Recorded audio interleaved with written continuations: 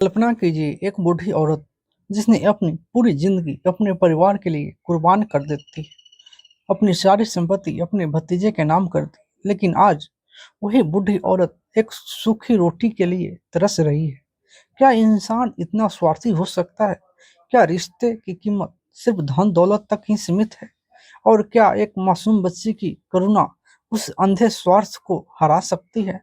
दोस्तों, आज हम बात करेंगे मुंशी प्रेमचंद की सबसे मार्मिक और हृदय से झकझोर देने वाली कहानी, बुढ़ी काकी की। एक छोटे से गांव में एक वृद्ध महिला रहती थी। सब उन्हें बुढ़ी काकी कहकर पुकारते थे। उम्र के अंतिम पड़ाव पर पहुंच चुकी काकी की आंखों में लगभग जवाब दे चुकी थी। चलना फिरना भी कठिन हो गया था। उनका कोई अपना बेटा नहीं था। पति का देहांत हो चुका था। समय ने उनसे सब कुछ छीन लिया था, लेकिन उनके पास काफी संपत्ति थी। उन्होंने सोचा कि उनके पास इस संपत्ति का क्या होगा, इसलिए उन्होंने अपने भतीजे बुद्धिराम को अपना वारिस बना लिया। उनके साथ उनकी सेवा करने का वादा किया।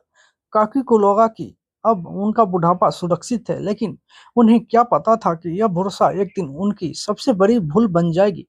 जैसे ही संपत्ति का हस्तांतरण पूरा हुआ, सब कुछ बदल गया। बुद्धिराम का व्यवहार बदल गया। उनकी पत्नी रूपा का रवैया भी कठोर होता गया।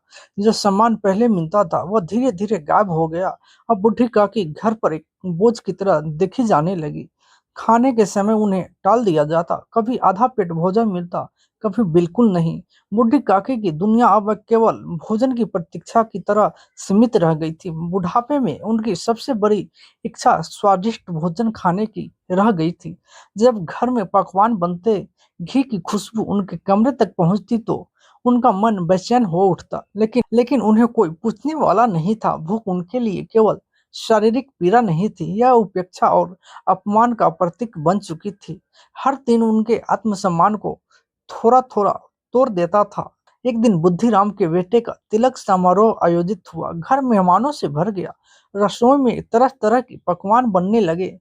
पुड़िया, कचौरी, लड्डू, मालपुए, पूरा घर खुशबुओं से महक उठा।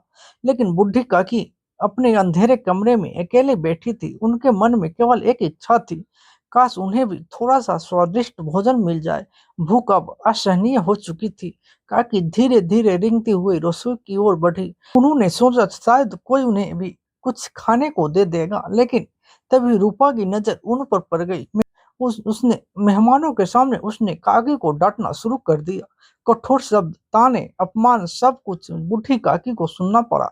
वह चुपचाप वापस लौट गई। उनकी आंखों में आंसू थे, उनसे भी बहुत बड़ी थी लेकिन उनसे भी बड़ी थी उनकी भूख। घर में एक छोटी सी बच्ची थी, लाडली। वह बूढ़ी काकी से बहुत प्रेम करती थी। उसे काकी की पीड़ा दिखाई देती थी। जहाँ बड़े लोग स्वार्थ में अंधे हो चुके थे, वही एक बच्ची हृदय करुणा से भरा हुआ था। रात को उसने अपनी बचाई हुई पुड़िया छुपा कर रख ली। उसके मन में एक ही विचार था, काकी को खाना खिलाना।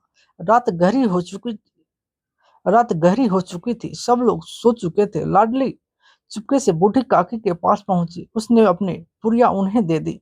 काकी टूट पड़ी, जैसे कोई भूखा व्यक्ति कई दिनों बाद भोजन देखे। उन्होंने पुड़िया खानी शुरू की, लेकिन भूख इतनी थी कि वह शांत नहीं हुई। फिर काकी मेहमानों की जूठी पतलों के पास पहुंच गई। वहां बचा हुआ भोजन खाने लगी। उसी समय रूपा की आंख खुल गई। जो दृश्य उसने देखा, उसे देखकर उसकी आत्मा कांप उठी। एक वृद्ध महिला, उसने अपनी सारी संपत्ति परिवार को दे दी थी। अब जूठी पतलों से भोजन खा रही थी। रूपा की आंखों में आंसू निकल पड़े। उसने अपनी गलती को एहसास हुआ। उसने समझ आया कि उसने कितना बड़ा अन्याय किया है। रूपा तुरंत रसोई में गई। एक थाली सजाई, पूरी सब्जी, कचौरियां, मिठाई और प्रेम। वह थाली लेकर बुढ़ी काकी के सामने पहुंची, हाथ जोड़कर क्षमा मांगी। उस रात पहली बार बुढ़ी काकी ने सम्मान के साथ भोजन किया। दोस्तों, बुढ़ी काकी केवल एक कहानी नहीं, यह हमारे समाज का आईना है। यह हमारे याद दिलाती है कि माता पिता और बुजुर्ग का सम्मान केवल शब्दों से नहीं बल्कि व्यवहारों से होता है। प्रेमचंद ने इस कहानी के माध्यम से बताया है कि धन से बड़ा रिश्ता है और रिश्ते से बड़ी है मानवता। आज भी जब हम अपने आसपास बुजुर्गों की उपेक्षा देखते हैं तो बुढ़ी काकी की करुणा पुकार हमारे कानों में गूंजती है। क्योंकि समय बदलता है, लेकिन मानवता की परीक्षा कभी समाप्त नहीं होती। यदि ये कहानी आपके दिल को छुआ हो तो वीडियो को लाइक शेयर और चैनल को सब्सक्राइब करना न भूलें।